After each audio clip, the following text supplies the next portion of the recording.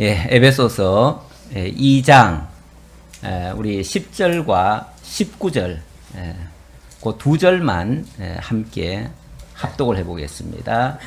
우리는 그가 만드신 바라 그리스도 예수 안에서 선한 일을 위하여 지으심을 받은 자니 이 일은 하나님이 전에 예비하사 우리로 그 가운데서 행하게 하려 하심이니라. 19절 그러므로 이제부터 너희는 외인도 아니요 나그네도 아니요 오직 성도들과 동일한 시민이요 하나님의 권속이라.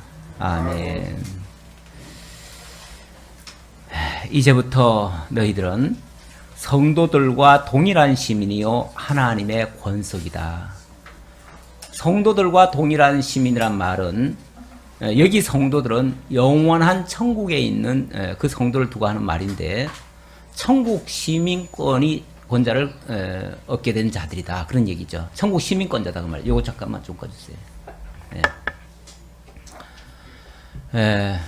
이제 성도의 신분이 이 땅에서 이 세상 사람들처럼 살다가 이 흙에 묻어지고 끝날 그런 존재가 아니라 영원한 천국에서 영원토록 하나님과 더불어 살아갈 하나님의 권속이다. 제가 오늘 성경적인 가족관이라고 하는 이런 주제를 가지고 오전 오후를 통해서 오늘 교회 설립 23주년 기념 특강을 하고자 합니다. 총 주제는 성경적인 가족관이라고 했는데 내용 속에는 뭐 제가 준비하다 보니까 가족도 있고 가정도 있고 뭐 집도 얘기가 나오고 뭐 그러더라고요. 그래서 제가 뭐 왔다 갔다 하는가, 가족이라고 했으면 가족만 얘기해야지 왜 그런가 하는데 이게 약간 경계가 애매모호한 부분이 좀 있습니다. 그래서 일단은 가족에다 초점을 맞추는데 그렇다고 이 땅에 있는 우리들의 가족을 초점에 맞춰서 이야기하는가? 물론 그 부분도 이야기를 할 겁니다. 하는데 그 부분보다는 아무래도 하나님의 권속이란 말은 이 권속이란 말 자체가요, 은혜로 돌본다는 말과 또 엮여져 있다라는 말이에요. 그래서 하나님의 은혜의 돌보심을 받는 식구들, 그를 권속이라 그렇게 얘기를 해요. 그러면 하나님의 권속이라고 하면 한마디로 말하면 하나님 가족이에요. 하나님과 영원히 함께 살아갈 가족이 된 거예요.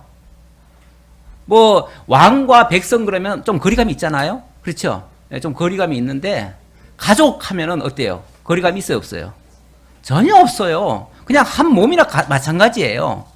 그 정도로 밀접하게 하나님과 엮여져 있는 우리라는 거죠. 그러니까 개체로 떨어져 있는 저 멀찌감치 있는, 그래서 때로는 하나님이 보는지 안 보는지도 모를 그런 존재가 아니고 하나님과 아예 함께 살아갈 하나님의 가족이다. 그런 의미에서 하나님의 권속이라는 거죠. 지금 우리의 신분이 이렇게 바뀌었다는 거예요. 우리가 이 땅에서 그냥 평범하게 그냥 살다가 흙에서 태어나서 흙으로 돌아가고 끝나는 그런 존재가 아니고 영원히 하나님과 더불어 살아갈, 또 다른 표현으로는 성도들과 동일한 시민이라고 했으니까 천국 시민권자로서 우리가 이 세상 나라에서도요, 좀 힘 있는 나라 같으면은요, 그 나라의 시민권자들은 어느 곳을 가든지 어느 정도는 안전이 보장되고요, 웬만해서는 타치도 잘 안 받습니다. 그렇죠? 힘 있는 나라의 백성은 그래요. 요즘은 한국도 위상이 상당히 높아져가지고 한국 여권 가지고도요, 이 동남아시아 쪽에서는 아주 굉장한 대접받는다고 그래요. 인정을 해준대요. 점점 이 나라의 위상이 높아지는 것은 우리하고 무슨 상관이 있나 싶지만은 우리 개개인에게도 그렇게 영향을 줍니다. 우리 하나님이 위대하시고 그 천국이 너무나 아름답고 그곳에 우리가 영원히 살 그런 시민권자로서 우리가 이 땅에 살아가고 있다면 설령 지금 여기서 천국 그 자체를 완전히 다 누리지는 못해도 그러나 우리가 얼마나 당당하게 힘있게 살아갈 수 있을지 모릅니다. 그런 의미에서 우리가 이런 개념을 잘 이해하고 가면 좋겠다라는 생각을 해봅니다. 제가 오늘 이 원고를 제가 쓰면서 뭐 굉장히 많이 수정을 했습니다. 일주일 내내 사실 지난 주간에 제가 회의를 하면서 이번에 우리 설립 23주년 기념인데 제가 뭘로 하는 게 좋을까요? 했더니 여기저기 이야기들을 많이 해주셔요. 해주시는데 아무래도 가정의 달이기도 하니까 가정 이야기도 했으면 좋겠다. 또 어떤 뭔가 좌우간 생활과 좀 가까운 우리의 신앙생활 또는 우리 가정생활에 유익된 말씀이 있었으면 좋겠다라는 생각이 드는데 솔직히 제가 무슨 가정사역을 한 사람도 아니고요. 제가 가정에 대해서 그렇게 연구를 깊이 한 사람은 못 돼요. 저는 그냥 성경 얘기하면 성경은 이제 어느 정도는 좀 자신있게 증거하겠는데 뭔가를 사실은 다른 주제, 성경에서 이렇게 벗어난 주제를 하려고 하면은 왠지 제가 쉽게 이렇게 잘 뭔가 아이디어가 잘 안 떠올라요. 그래서 솔직히 조금 고민을 많이 했습니다. 많이 하고 어쨌든 제 딴에는 최선을 다한 거니까 좀 부족하고 좀 뭔가 앞뒤가 안 맞는 부분이 있더라도 목사님이 이 부분은 전문가가 아니다 보니까 좀 그렇구나 이 정도로 생각해 주시고 양해를 해 주시면 좋겠습니다. 다만 이 세상에서 어떻게 살아가는 것이 좋으냐 이런 걸 지금 뭐 대답을 당장 받기보다는 근원적으로 우리가 어떤 존재인지 또 하나님 앞에서 어떤 상태에 놓여 있는지 그리고 우리가 하나님 앞에서 어떻게 살아가야 마땅한 건지 이거는 성경적으로 얘기할 수 있으니까 그 부분을 우리가 제대로 알게 되어지면 자연스럽게 저는 가정의 모든 문제도 함께 해결될 수 있다 이런 믿음을 가지고 있습니다. 그래서 원론적인 것을 아무래도 드리면서 또 제가 준비된 대로 내용도 또 살펴보도록 하겠습니다. 일단 제가 총 주제를 성경적 가족관으로 잡아놓고 제1강은 하나님의 권속이라고 해놓고 제2강은 인위적인 가족이라고 잡았어요. 사실 이 단어를 좀 정하는데 제가 굉장히 고민이 많았어요. 이걸 뭐라고 표현을 하는 게 좋을까? 그냥 세상적인 가족 그랬다가 그것도 너무 그냥 평범한 말 같고 뭔가 의미를 좀 제대로 좀 담으려면 이 세상적인 가족이 우리가 언뜻 듣기에도 하나님의 권속하면 뭔가 오류도 없고 완벽하고 이런 하나님의 작품 같은데 인위적이다라는 표현은 뭔가 조금 약간 부정적인 뉘앙스가 있죠. 이 세상 가정이 그러면 부정적이란 말인가? 물론 이 세상 가정을 하나님이 너무나 아름답게 시작하도록 해주셨고 또 그렇게 그 하나님의 그 뜻을 받들어서 살아간다면 정말 존귀한 그런 가족으로 이루어지는 건 틀림없습니다. 그러나 지금 현실을 보면 정말 이 많은 가정들이 어려움을 겪고 있고 또 실제로 깨어지는 경우도 있고 또 여러 가지 부작용들도 많이 일어나고 있어요. 그런 이면에 그런 저변에 무엇 때문에 그런 현상들이 발생할까를 살펴보다 보니까 좀 너무 인위적인 부분이 좀 들어가지 않았을까. 다시 말하면 하나님의 뜻을 따르는 것이 아니라 인간 위주로 인이라는 의미를 저는 그런 식으로 생각해 본 거예요. 인간 위주로 너무 이거를 가정이나 가족 개념이나 이렇게 하였기 때문에 거기서 오는 부작용들이 아닐까. 그러니까 소위 말해서 하나님의 뜻을 받들어 가정을 세워가는 것이 아니고 내가 좋은 대로 내가 원하는 대로 내가 하고 싶은 대로 그러니까 내 뜻을 하려고 하니까 우리 하나님은요 이 가정을 이루기 위해서 남자와 여자를 지으시고 가정을 이루실 때에 똑같은 존재를 만들어 가지고 이렇게 합하게 하신 게 아니고요. 사실은 어떤 면에서 정반대의 사람을 하나님이 만들어셔 가지고 서로 돕는 배필이 되게 하셨어요. 그 돕는 배필이란 말은 부족분을 채워주는 자라는 뜻이기도 해요. 그렇다면 이쪽도 부족투성이고 이쪽도 부족투성이가 본래 인간의 모습이에요. 하나님이 지어놓으신 인간의 모습. 물론 하나님이 첫사람 아담을 지었을 때는 단 하나를 지었었죠. 처음에는. 그런데 갈빗대를 뽑아가지고 그 갈빗대로 또 여자를 만들었어요. 그러니까 어찌 보면 본래의 완전한 인간이 반토막이 난 거예요. 그리고 그 반토막 가지고 또 여자를 만든 거예요. 그리고 둘을 합해가지고 하나가 되게 한 거예요. 그러니까 원래 하나였던 거를 둘로 쪼개가지고 다시 그거를 반반밖에 안 되는 것들이 합쳐가지고 하나가 되도록, 온전한 하나가 되도록, 이걸 통해서 하나님의 희생과 하나님의 사랑과 하나님의 은혜와 하나님의 주권과 이 모든 것들을 배우게 하시려는 하나님의 오묘하신 하나님의 섭리가 그 속에 있었다 그 말이에요. 우리는 이런 가정생활을 통해서, 그러니까 사실은 부족투성이의 인간들의 모임이 가정인데, 그 가정을 통해서 정말 하나님의 뜻을 따라서 우리의 방향이 하나님이 원하시는 방향으로 가게 되어지면 정말 아름다운 가정으로 만들어질 텐데, 이거를 내 욕심대로 내 생각대로 이걸 추진하게 되면 서로가 대립밖에 안 되지요. 서로 싸움밖에 안 나오지요. 그러니까 깨어질 수밖에 없고 뭔가가 이게 삐그덕거리는, 그런 것들을 제가 종합해서 이걸 뭐라고 표현할까 하다가 인위적인 가족이라 이렇게 표현을 했어요. 했는데 말이 좀 안 될 것도 같지만 어쨌든 뭐 말이라고 하는 거는 설명하기 위한 부수적인 거니까 여러분들 기억에 좀 남는다면 그것도 뭐 괜찮으라 생각하고요. 일단 그렇게 정리를 해봤습니다. 그리고 제가 이제 본론에 들어가기 전에 이런 서론을 좀 얘기하는 이유는요, 먼저 이 개념부터 좀 제대로 잡고 이야기를 들어야 되겠다 싶어서 그렇습니다.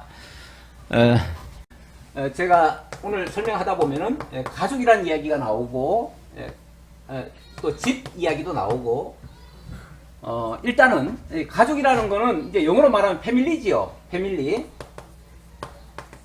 패밀리라고 합시다. 집은 뭐라고 그러지요? 하우스라고 그러죠. 이 가족이라고 하는 거는 원래 두 부부를 중심으로 해서 그 가족들 또는 그 자손들, 이런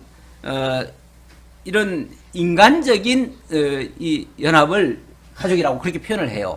그런데 이거는 어찌 보면 알맹이죠. 알맹이인데 이 가족을 감싸고 있는 외형적인 집이 있죠. 이 가족들이 들어가 살고 있는 곳이 집이잖아요. 그래서 이 가족과 집이 합쳐지면 이걸 가정이라고 얘기할 수 있죠. 그렇죠? 이 가정을 이제 홈이라고 하는데, 이제 집이 됩니다. 아니, 집이 아니죠. 이제 가정이 되는 거죠. 가정이 되는데, 저는 뭐 이렇게 가정만을 이야기하고 싶어서 얘기하는 게 아니라 사실 이걸 통해서 결국 하나님이 세워가시는 하나님의 나라까지 사실은 연결하고 싶어요. 연결하고 싶은데, 이 하나님의 나라의 그 세소 그 구성원들은 어찌 보면 성도들이죠. 그렇죠? 이 성도들을 영어로는 이제 크리스찬이라고 해요. 크리스찬이라고 그러고, 이 크리스찬들이 모여가지고 어떤 해직 공간이 있잖아요. 그 해직 공간을 뭐 채플이라고도 얘기하고요. 이걸 이제 뭐 어떤 사람들은 뭐 성전이라고도 얘기를 하지만 우리는 성전이라고 얘기하지는 않고요. 우리는 예배당이라고 얘기합니다. 자, 예배당이라고 얘기를 하고, 자, 이 예배당을 뭐 영어로는 채플이라고도 하고 place of worship, 그러니까 이제 예배 드리는 장소, 그렇게도 얘기를 하죠. 그렇게 얘기를 합니다. 채플이라고 합시다. 자, 그리고 이 성도와 예배당이 합쳐지면 뭐가 되죠? 이 교회가 되는 거예요. 교회.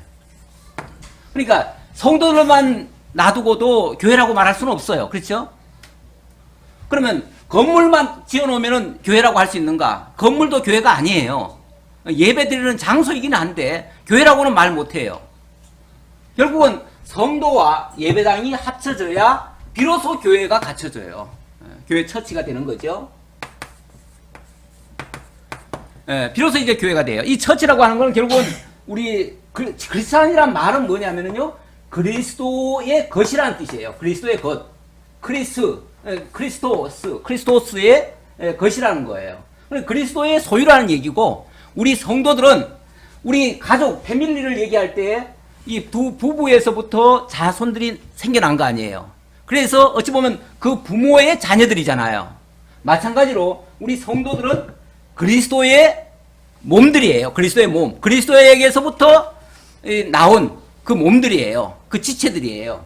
그래서 그리스도의 것, 그래서 크리스찬 이렇게 표현하는데, 그들이 모이면은 그래서 그들이 회직 공간과 더불어서 이렇게 모임을 갖게 되면 비로소 처치가 되는 거예요.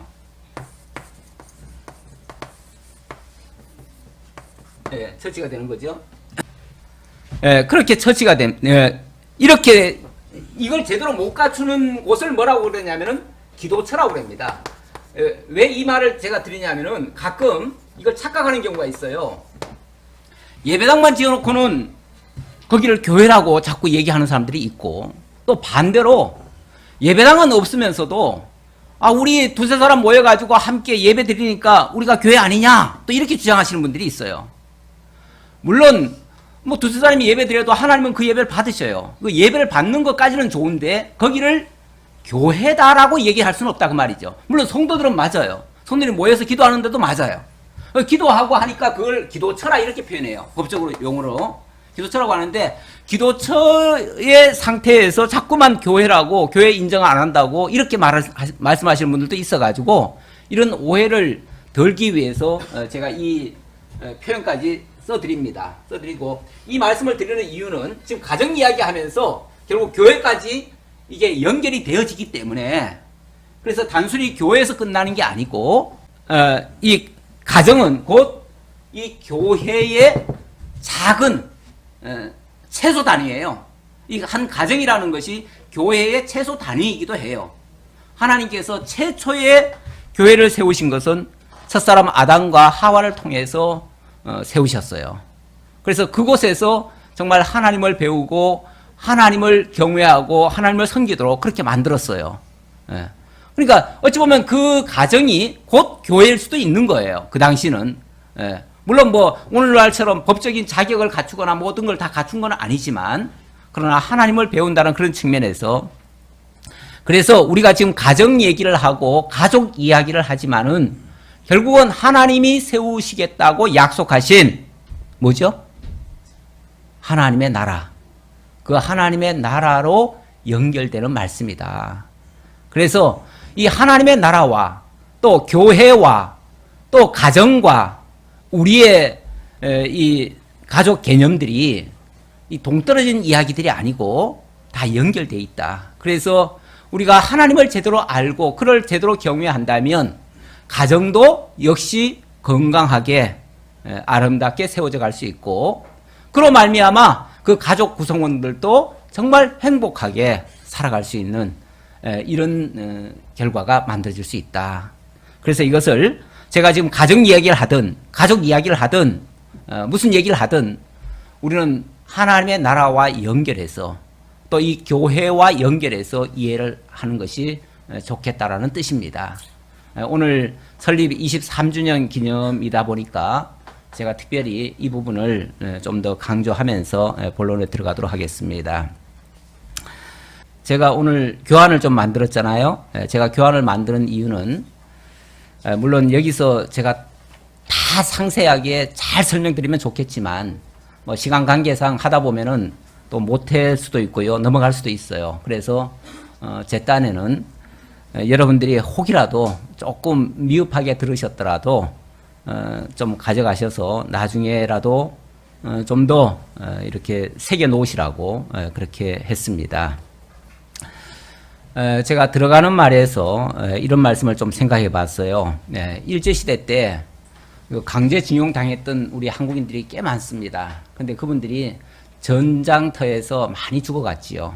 근데 일본은 그들의 시신을 일본 그 신도 그 사찰에다가 그걸 합사를 했어요. 그래가지고 우리 한국 사람들이 그 신사에 많이 들어가 있습니다. 그런데 이제 한국인들은 이제 해방이 됐으니까 이제 우리 주권을 찾을 거 아니에요. 그래서 우리 그 이제 쉽게 말하면 해골이라도 좀 내달라. 그러니까 일본에서 절대 못 한대요. 안 된대요. 법적으로도 할 수가 없대요. 그래서 왜 그런가 했더니 그들의 그 어찌 보면 그거는 국가 종교 같더라고요. 왜냐하면 일본은 지금도 보면은 그 누굽니까 그 천황이 있고 또 누가 있죠? 총리. 총리가 야스쿠니 신사에 가가지고 거기 가서 절하고 뭘 하잖아요. 예. 아주 굉장히 그 신사를 굉장히 떠받들어요. 예. 근데 그 신사에는 자기네들의 아주 나라를 위해서 지켜준 그런 사람들이 거기 다 있거든요. 그러니까 그들의 영혼을 기리면서 자신도 나중에 그들과 하나 된다고 하는 이런 믿음을 가지고 있더라고요. 그 천황제도 우리가 생각할 때 참 이상하잖아요. 예, 이상한데 어쨌든 그들은 단순히 우리의 옛날 개념으로 왕과 백성 이런 관계가 아니고요. 천황은 태양신의 아들이에요. 태양신의 아들이기 때문에 신이에요. 신. 살아있는 신이에요. 살아있는 신이고 그 살아있는 신의 자기들이 백성이에요. 그 자손이에요. 자손. 자손이기 때문에 그냥 백성 차원이 아니고 백성이라고 하면 남이잖아요. 근데 이 자손 개념은 그냥 한 민족이고 한 가족 차원이에요. 완전히 하나라는 거예요. 하나. 하나이기 때문에 물론 이 세상에 태어났을 때는 다 각기 제 삶을 살지만은 죽은 후에라도 그 영혼을 합사를 통해서 하나가 되게 한다는 거죠. 하나가 되어지면 그들은 영원 불멸. 왜냐하면 천황이 그 신이니까 그 신과 더불어 한 몸이 되어서 영원 불사한다. 그게 그들 나름대로의 그게 구원인 거예요. 일종의 종교인 거예요. 어떻게 이런 생각들을 다 했을까 싶은데 그들이 아무래도 그들의 그 굉장히 안 좋은 그런 환경들이 많았잖아요. 재난도 많았고 이런 걸 많이 겪다 보니까 이 삶과 죽음에 대한 어떤 회의 같은 게 굉장히 많이 왔을 텐데 그런 거를 돌파하기 위한 어떤 수단으로서 권력자가 그런 법을 만든 것 같아요. 종교법을 만들어 가지고 종교와 정치를 쉽게 말하면 같이 묶어 놓은 거예요. 우리는 정교 분리 원칙이 있습니다. 우리에는 알게 모르게. 그런데 거기는 정교 일치를 해놓은 거예요. 일치를 시켜놔가지고 종교인지 정치인지 구분이 안 가도록 같이 묶어놓은 거예요. 근데 이렇게 해놓으면요, 굉장히 그 다스리는 사람 입장에서는 좋아요. 왜냐하면 모두가 다 일사불란하잖아요. 다 내 가족이니까. 나를 위해서 사는 거는 뭐예요? 이건 신에게 충성하는 것이고 나중에 가서 그 영생불사에 같이 참여하니까 얼마나 좋겠어요. 그러니까 가족이라면 그 정말 주인을 위해서 죽어도, 가장을 위해서 죽어도 어때요? 영광이죠. 그래서 일본 사회는 특이하게도요, 그 재난을 당해도 슬퍼하지 않아요, 별로. 그래서 우리는 뭐 어려움 당하면 막 울고불고 난리 나잖아요. 막 정부에다 대고 막 항의하고 뭐 내놓으라 그러고 막 그러잖아요. 일본은 그런 거 없어요. 왜냐하면 국민이, 자손이, 아들이 아버지 위해서 죽어주는데 뭐 그게 불쌍해요? 아까워요? 당연하지요. 그러니까 그냥 그 자살특공대, 가미가제 그것도 아주 기쁘게 참여하잖아요. 그래서 국가를 위해서라면 죽는 것은 아주 영광으로 여기고 이렇게 살아가요. 근데 이런 것들이 어디서 온 것일까 이렇게 살펴보니까 기독교의 어떤 진리를 많이 차용을 한 것 같아요. 물론 그거는 좋은 의미에서의 차용이 아니고요. 좀 악용을 한 측면이 있는 거죠. 하기야 이 악용하는 거는요, 세계 지금 모든 어찌 보면 잘못된 제도들 중에서도요, 기독교에서 가져간 것들이 꽤 많습니다. 대표적인 것이 공산주의 아닙니까? 사실 지금 북한의 수령체제도 일종의 기독교의 그 체제를 가져가서 자기들 식으로 바꾼 거예요. 그러니까 그 자리에다 그 수령이라고 하는 그 이름을 하나님 자리에 올려놓은 거예요. 올려놓고 절대적으로 지배하듯이 뭐 천황도 똑같아요. 사실은 천황도 천황제나 수령제나 똑같아요. 그런 식으로 자기를 최상 위치에 올려놓고 하나님 자리에 올려놓고 백성들은 전부 다 자기를 위해서 충성하는 거예요. 그러니까 자기를 위해서 충성하다 죽는데 뭐가 아까워요. 이런 식으로 만들어 놓는 거죠. 이것이 통치자의 입장에서는 굉장히 좋은 거지만 그거는 사실은 그건 아주 악랄한 거지요. 악용을 한 거죠.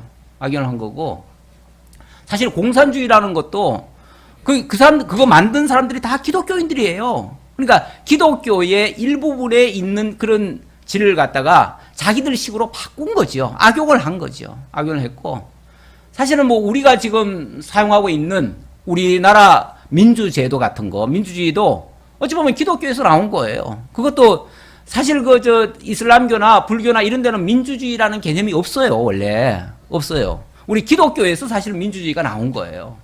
근데 저는 이 민주주의는 그래도 이건 성경을 굉장히 선용을 한 거다. 아까는 악용을 한 사례인데 이거는 굉장히 선용을 한 거다. 왜냐하면 이 민주라는 표현은 물론 그 말에 어폐가 좀 있긴 있어요. 이 백성이 주인이다.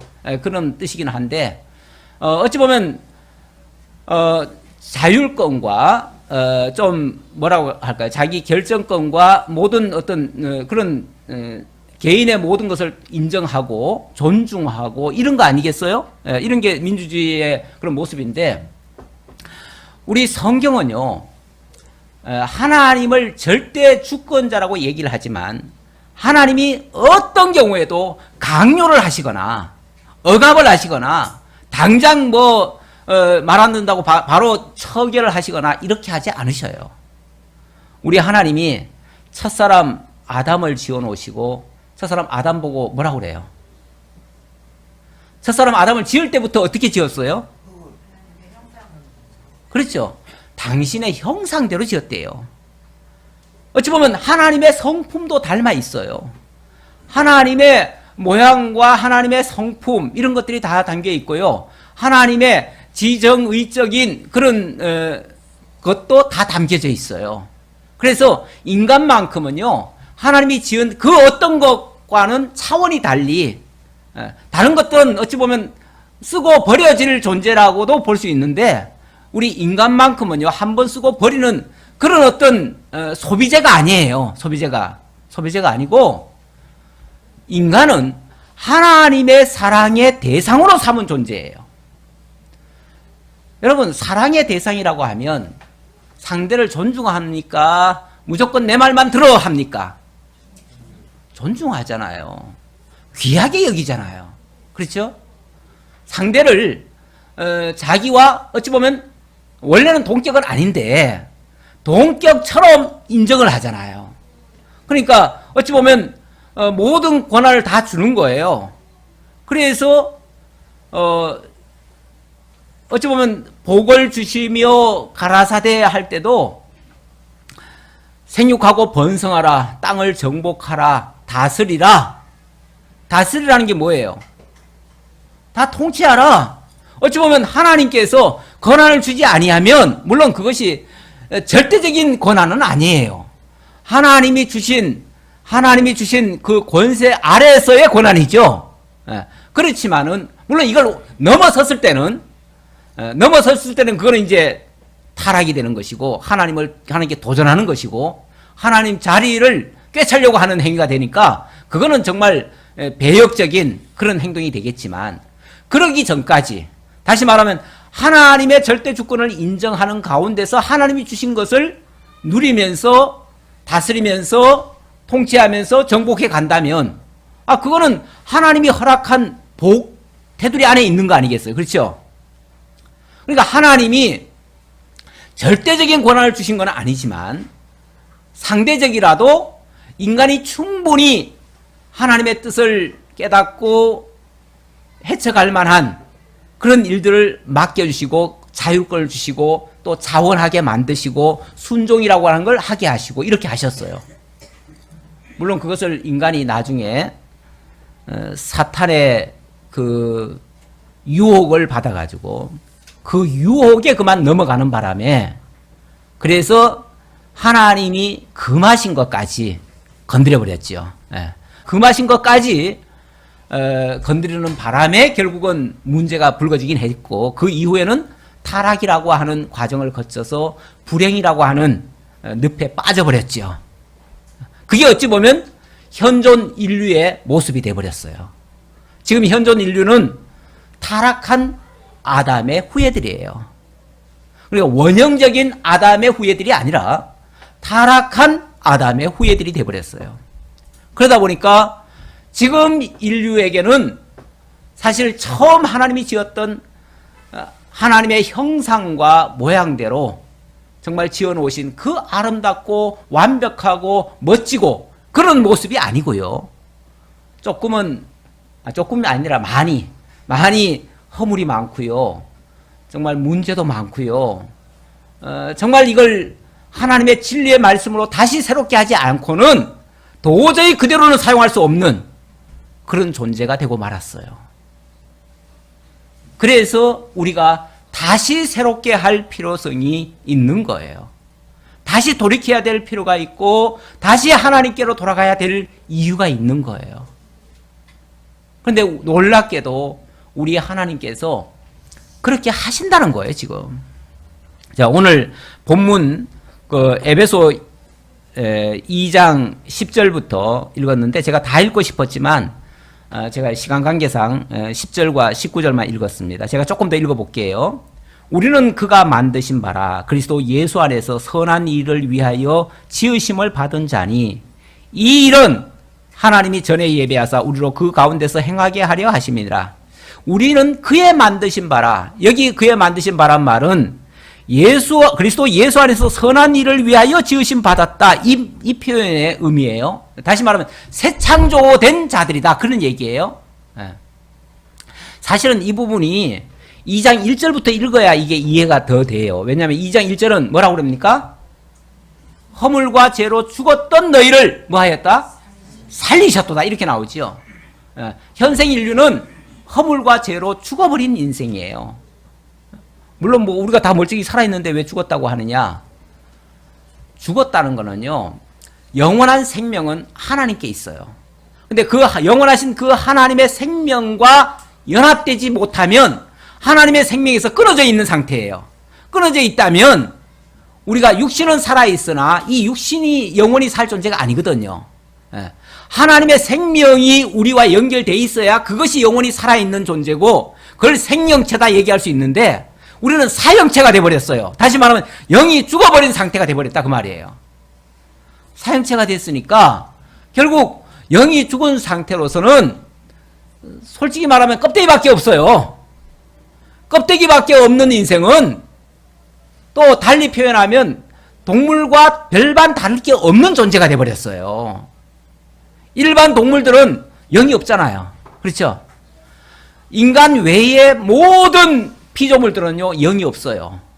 영이 없어요. 그냥 육신만 있다가 죽음으로 끝나는 존재들이에요.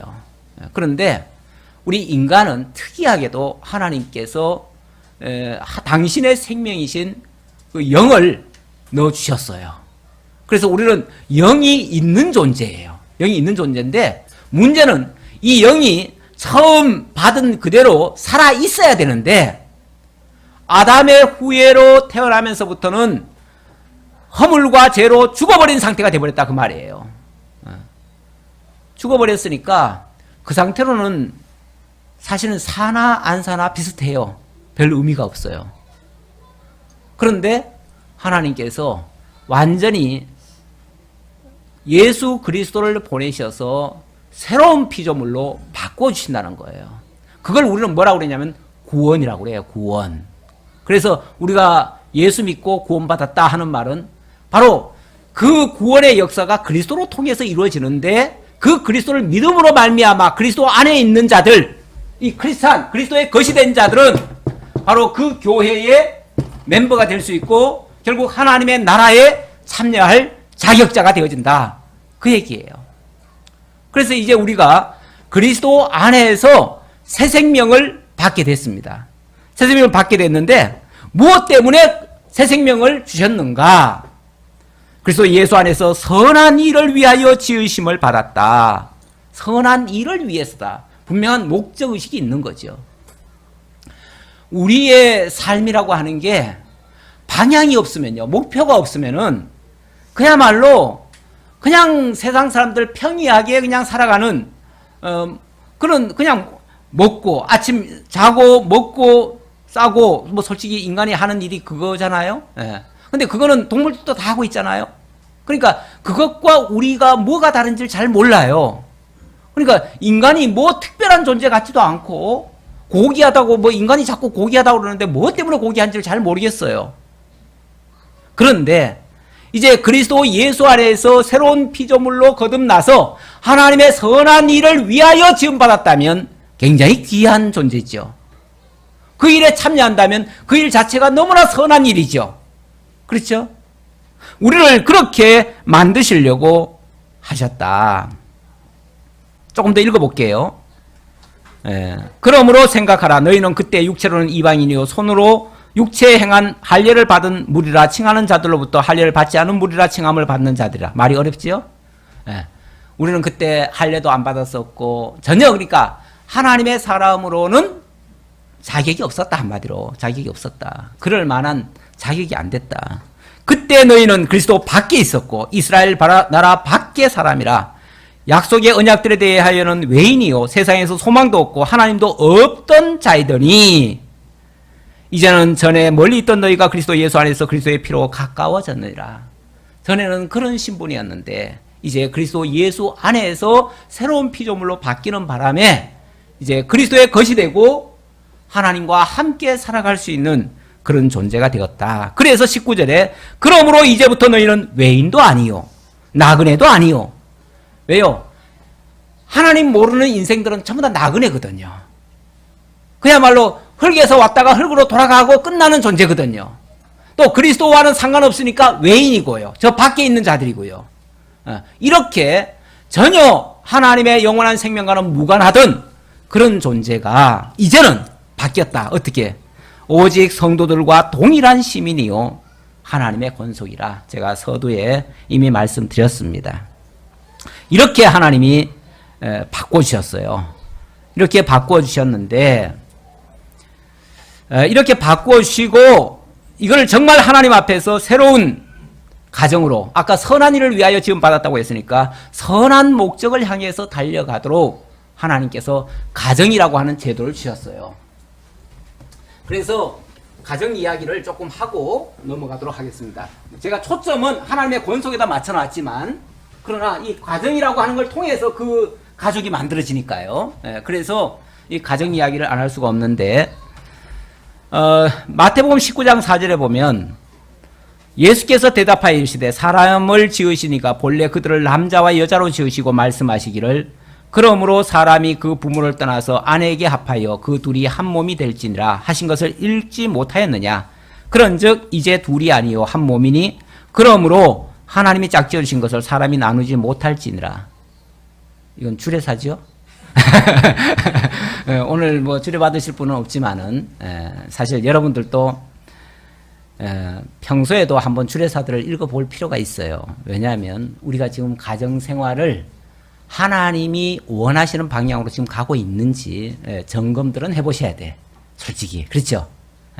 물론 뭐 여러분들이 지금 너무너무 행복하고 너무 아름답게 너무 멋지게 지금 살고 있다면 뭐 굳이 안 보셔도 돼요. 안 보셔도 되는데 혹이라도 우리 가정에 뭔가 약간 삐긋하는 부분이 있든지 아니면 저 인간하고는 대화가 안 돼.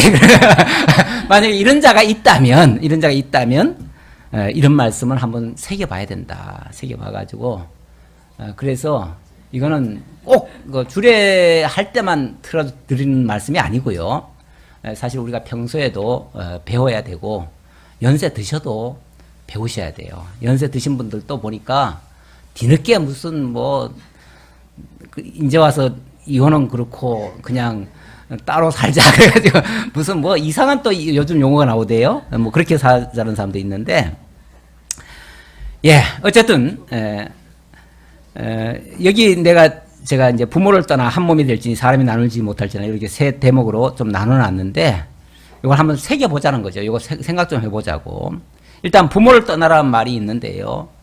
부모를 떠나라는 말은 우리 하나님이 얼마나 인간을 사랑하시고 존중하시고 인정하시고 어찌 보면 자율권을 주시고 이렇게 하셨는지를 그러니까 하나님의 사랑이 엿보이는 장면이에요.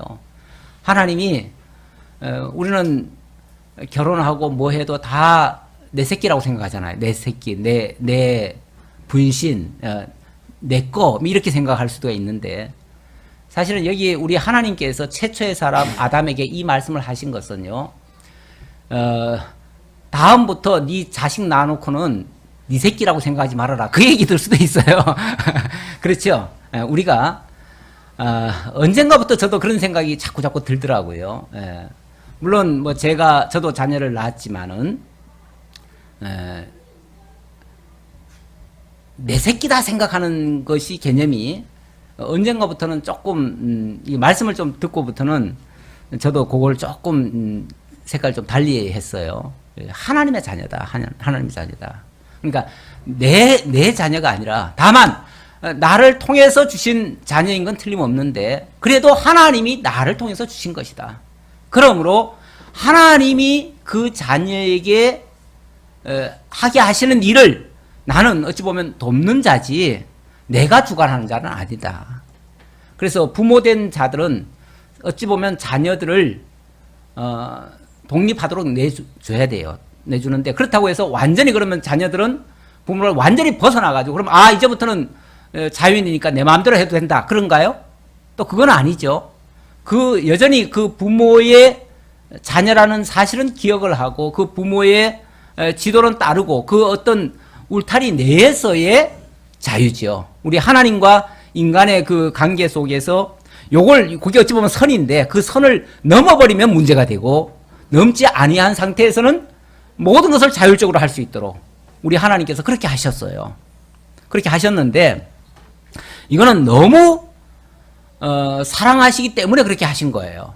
그리고 무슨 일이든지요. 시켜서 하는 일은 솔직히 말하면 여러분들도 제가 어떨 때는 이것 좀 해주십시오 해가지고 하는 일과 또 알아서 이건 정말 필요하구나 해서 내가 좋아하는 마음에서 하는 일과 나중에 했을 때 어때요? 후자가 낫지요. 목사가 시켜서 했다 그러면 나중에 하고 나서 기분이 상할 수도 있어요. 뭐 이런 거까지 시키냐고 날 종으로 여기냐고 이렇게 생각할 수도 있어요. 그렇잖아요. 그런데 스스로 알아서 깨달아서 좋아서 하게 되어지면 그 일을 했을 때요 굉장히 보람이 돼요. 거기다가 또 잘했다는 인정까지 받으면은 정말 신나지요. 우리 그렇잖아요. 그러니까 무슨 일이든지 어떤 자율권을 주고 이렇게 하는 거는 매우 좋은데 그건 우리의 기쁨을 위해서예요. 완전히 네 마음대로 하라는 차원은 아니에요. 그러니까 이 선을 넘지 않는 상황에서 정말 그 뜻은 분명히 따르면서 자율적으로 자원해서 하는 거 이거는 우리 교회의 생활도 당연히 그렇게 해야 되는 겁니다. 또 한 몸이 되라고 하는 거 이거는 이제 제가 아까도 서두에 설명드렸지만 이 서로의 부족분을 하나님께서 일부러 부족하게 만드셨어요. 남자의 처음 지었을 때 처음에는 한 인간을 지었다가 완전히 갈비뼈를 뽑음으로써 뭐 좀 이건 나쁜 표현인가요? 병신이라고 얘기하면 안 되겠죠? 어쨌든 옆구리에 빠졌으니까 병신이 돼버렸잖아요. 그렇죠? 그런 상태인데 부족한 인간 그렇게 얘기할게요. 부족한 인간을 만드셨죠. 그래 놓고 그 부족한 걸 가지고 또 여자를 만들었잖아요. 그래 놓고 또 다시 붙여주잖아요. 그러니까 서로 그 부족분을 채우라는 거예요. 그걸 돕는 배필이라고 표현했어요. 어떤 사람들은 여자만 그러면 남자를 도와줘야 되나 이렇게 생각하는데 아니에요. 피차 부족이에요. 피차 부족이기 때문에 피차 보충하고 보완하고 지켜줘야 돼요. 그러니까 반드시 다른 것이 정상이에요. 남자와 여자는 달라요. 어쩌면 달라도 그렇게 다를 수가 있어요. 마음이 안 맞을 정도로 다르잖아요. 때로는. 그렇죠? 서로 생각도 다르고 행동도 다르고 모든 게 다 달라요. 그러니까 당연히 틀리죠. 틀린데 그 틀린 게 매우 귀한 거예요. 왜냐하면 그 틀린 게 나의 부족한 부분일 수도 있거든요. 그 나의 부족분을 채우기 위해서 하나가 되게 하면 정말 그렇게 해서 정말 진짜 진정한 하나가 되어지면 그 시너지 효과는 완벽한 인간의 역사가 나타나니까 완벽한 모습이 나오지요. 그러니까 서로 그 부족분을 탓하는 게 아니고요. 아이고 이것도 못하냐고 바보같이 이러는 게 아니고 그 부족분을 채워준다면은 정말 완벽한 한 인간으로서의 그런 역사가 나타날 수 있죠. 우리 하나님께서 그렇게 선한 역사를 하기 위해서 하신다. 이거 하나님이 만드신 작품이에요. 하나님이 붙여주신 일이에요. 그래서 이걸 나눌 수 없다라고 하는데 이 나눌 수 없다라는 표현은요. 하나님의 절대 주권 아래에 있다는 것을 강조하는 표현이에요. 하나님 절대 주권 아래에 있기 때문에 인간 임의로 할 수 없다 그런 얘기예요. 인간 임의로 하지 못하고 하나님의 절대 주권 아래에서 움직여야 된다라는 뜻이에요. 성경에 여러 모범 가정 이야기들이 좀 나오는데 다는 얘기 못 하겠고요. 셋의 후예들 얘기 잠깐 해볼게요. 네, 창세기 4장 26절에 보면 셋도 아들을 낳고 그의 이름을 에노스라 하였으며 그때 사람들이 비로소 여호와의 이름을 불렀더라. 첫사람 아담의 후예 가운데 그래도 아벨은 참 하나님께 인정받았던 정말 하나님의 사람이었어요. 근데 경건하고 거룩하고 하나님께 예배도 잘 드리고 이랬던 사람을 가인이 뭐 했습니까? 죽여버렸어요. 이 악인들은요, 잘하는 것도 원치 않아요. 세상에서도요, 정직한 마음으로 막 어떤 충성을 하고 자기 심혈을 기울여서 잘하고 이러면요, 괜히 싫어하고 미워하는 사람들이 있어요. 네가 왜 그렇게 하는 바람에 우리를 이렇게 힘들게 하냐고. 왜냐하면 그 잘하는 사람 때문에 못하는 사람들이 너무 드러나 버리잖아요. 그러면 자기네들이 피해가 있어요. 남 열심히 일하는데 나는 열심히 안 할 수도 없고 이게 피해가 돼요. 그러니까 악인들은요, 선인들의 선한 일들을 좋아하지 않아요. 그러니까 가인이 결국은 아벨을 쳐 죽입니다. 근데 우리 하나님께서는 그 아벨 대신에 셋을 주시고 셋을 통해서 에노스라고 하는 사람을 낳게 하셨는데, 그를 통해서 하나님의 이름 여호와를 불렀다, 이렇게 얘기를 합니다. 뭐 많은 업적을 남긴 건 아니에요. 그러나 여호와의 이름을 불렀다. 그런데 이 가인의 후예들은 어떠냐면요, 이건 사실은 오후에 할 얘기였는데, 이 가인의 후예들은 일단은 죄를 지었기 때문에 두렵잖아요. 그러다 보니까 막 높은 성을 쌓고 자기를 보호하기 위해서, 그리고 또 너무 외롭잖아요. 그리고 너무 외로우니까 또 뭐 악기를 만들어서 자기 유흥을 즐기고, 또 자기를 뭐 해하거나 뭐 하는 사람들을 그 막 죽이겠다면서 그 어떤 무기를 만들어 가지고 인정사정 없이 무자비하게 말만 안 들어도 안 해도 막 죽여버려요. 다 죽여버려요. 무자비하지요. 그게 가인의 후예들의 모습이에요. 그것 때문에 가인의 후예들이 문명은 많이 일궜어요. 그 새롭게 개발하는 것들이 다 문화 아니에요. 그런 것들 통해서 새로운 문화는 많이 건설을 했는데, 하나님의 자녀들은 문화는 별로 개발한 건 없어요. 그러나 하나님 여호와의 이름을 불렀더라. 이건 하나님과의 관계를 잘 유지했다, 그런 얘기예요. 우리가 정말 하나님의 선한 일이라고 하는 것은 이 세상에 무슨 큰 일이 아니라 하나님 여호와를 제대로 잘 깨달아 알고 그를 모시고 살아가는 그 모습. 그래서 그 자녀들 가운데 보면 누가 있냐면은 에녹이라는 사람. 에녹이라는 사람은 300년간 하나님과 동행하더니 하나님께서 데려가심으로 세상에 남아있지 않았다. 그의 시체도 없었다. 다시 말하면 그냥 들림받았다는 거예요.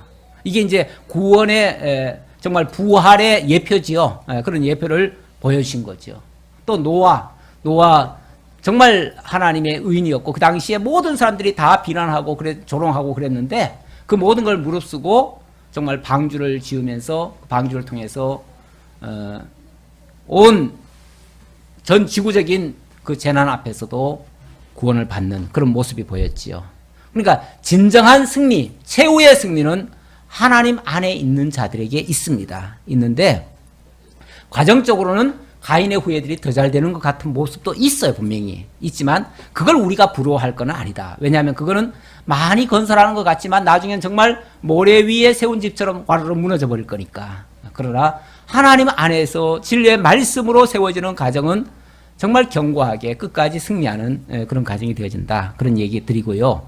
자, 하나님의 나라, 이 교회가 결국은 이 가정에서부터 가정이 교회, 또 하나님의 나라, 이렇게 이제 전개되는데, 우리 하나님의 첫사람, 제가 아까 그 서두에 읽어드렸던 창세기 1장 28절은 하나님의 나라 약속이에요. 하나님의 나라 언약이에요.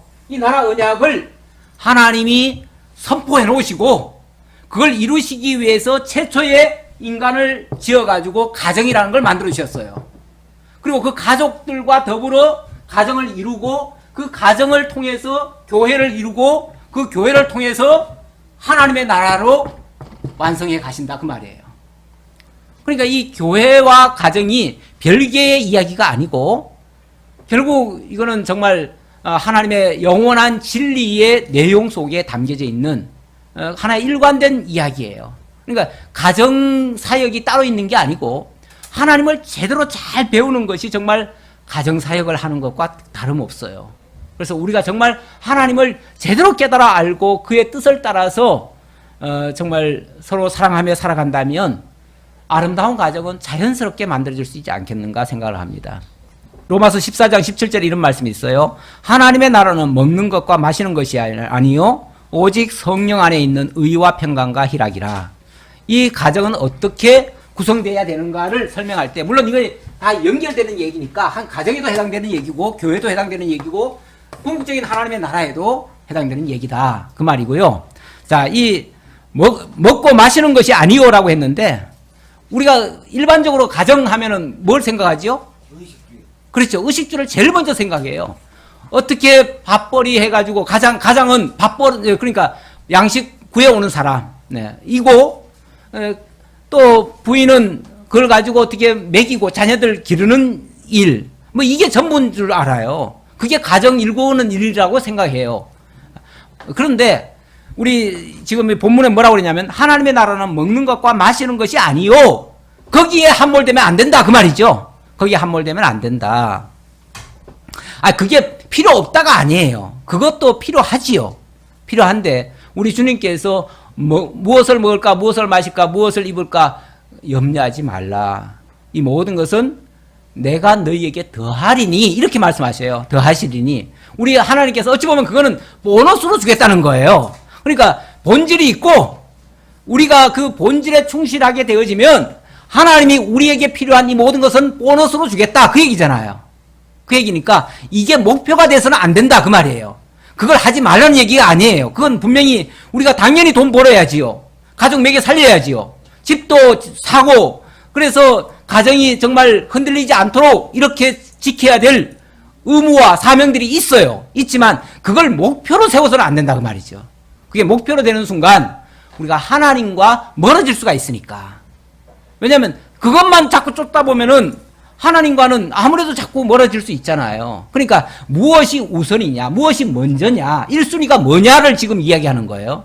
1순위는 당연히 하나님과의 관계지요.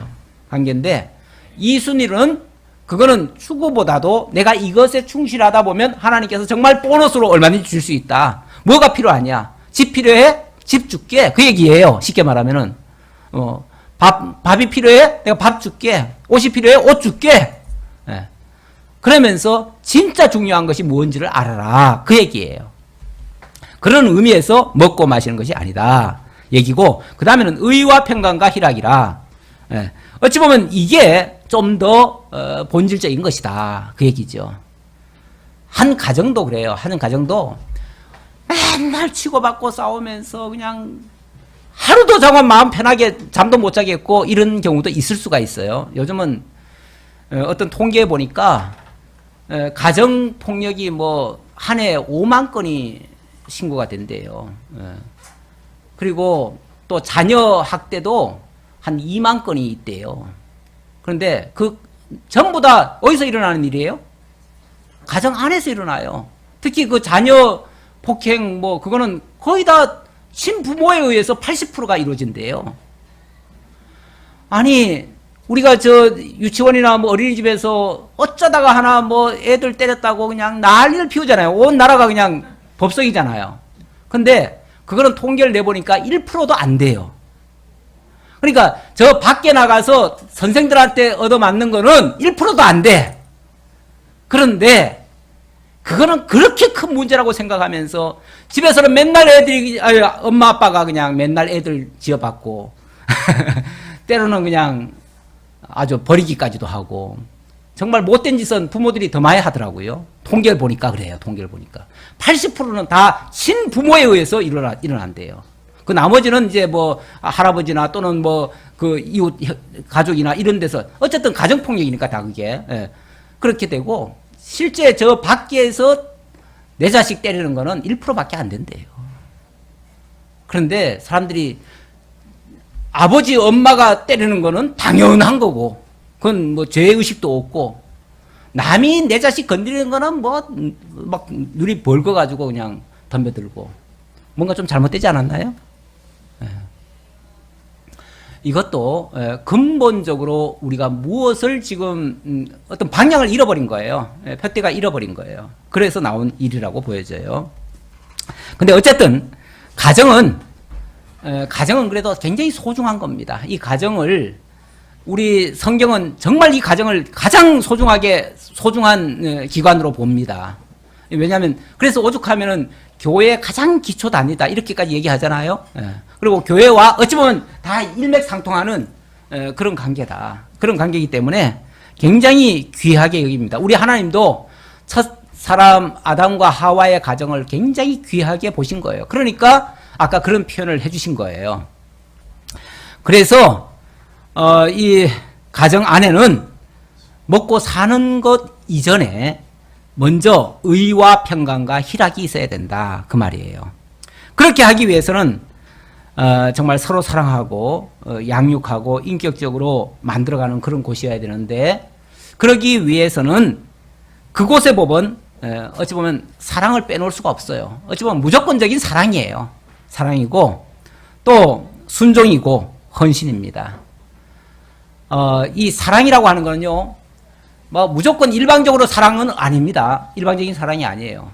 우리 사랑 얘기할 때 보면 그리스도께서 내가 십자가에 못 박혀 죽으면서 너희를 위하여 희생한 거, 그걸 사랑이라고 표현했어요. 다시 말하면 가족을 위해서 죽기까지 뭔가를 희생하는, 그걸 진짜 사랑이라고 얘기할 수 있는 거예요. 그리고 그렇게 사랑하는 자에게 또 뭘 하시는 거예요? 순종이라고 하는 게 또 당연히 또 따라 나오는 거예요. 그리고 솔직히 그렇게 사랑하는데 순종 안 할 사람이 또 어디 있겠어요? 아주 강짜죠. 그것도 안 하면은. 그건 완전히 외래종이죠. 저 밖의 사람이죠. 그런데 그렇게 사랑하기 때문에 또 그리스도에게 교회가 순종하듯이 너희도 순종하라 이런 말씀을 하셨는데, 순종이 자발적으로 나오는 거예요. 그리고 또 헌신입니다. 서로를 헌신하는 거예요. 그래서 그곳의 정의는 어떻게 보면은 무조건 이해하고 용납하고 두둔하는, 이걸 소위 우리가 흔히 이제 세속적인 표현으로는 내 편이라고 얘기하지요. 그래서 가족은 어쨌든 내 편이잖아요. 그게 그 집안의 정의예요.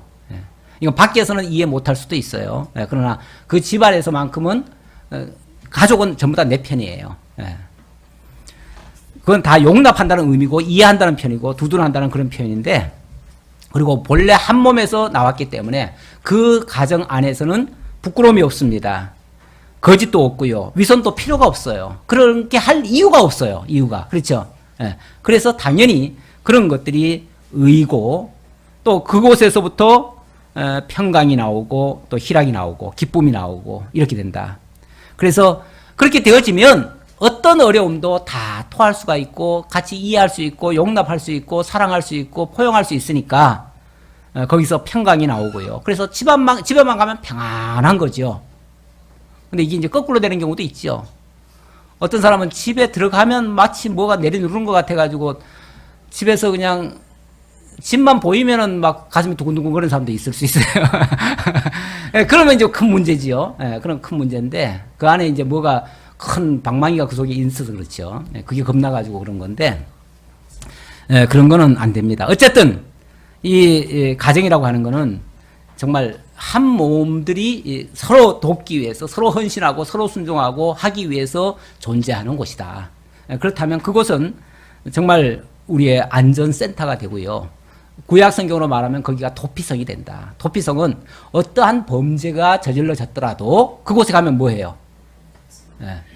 제사장이 사는 날 동안은 안전합니다. 다시 말하면 우리 주 그리스도 예수 안에 도피한 자에게는 그리스도가 살아있는 한 안전한 거예요. 그야말로 안전센터예요. 그걸 우리 세상에서는 가정으로 보여주신 거예요. 그런데 그 가정을 든든하게 붙들어주는 기둥은 당연히 하나님에 대한 절대적인 신앙이 되겠습니다. 근데 이 신앙에 기초하지 않은 가정은 자꾸만 인위적인 방식으로 자꾸 뭔가를 만들려고 해요.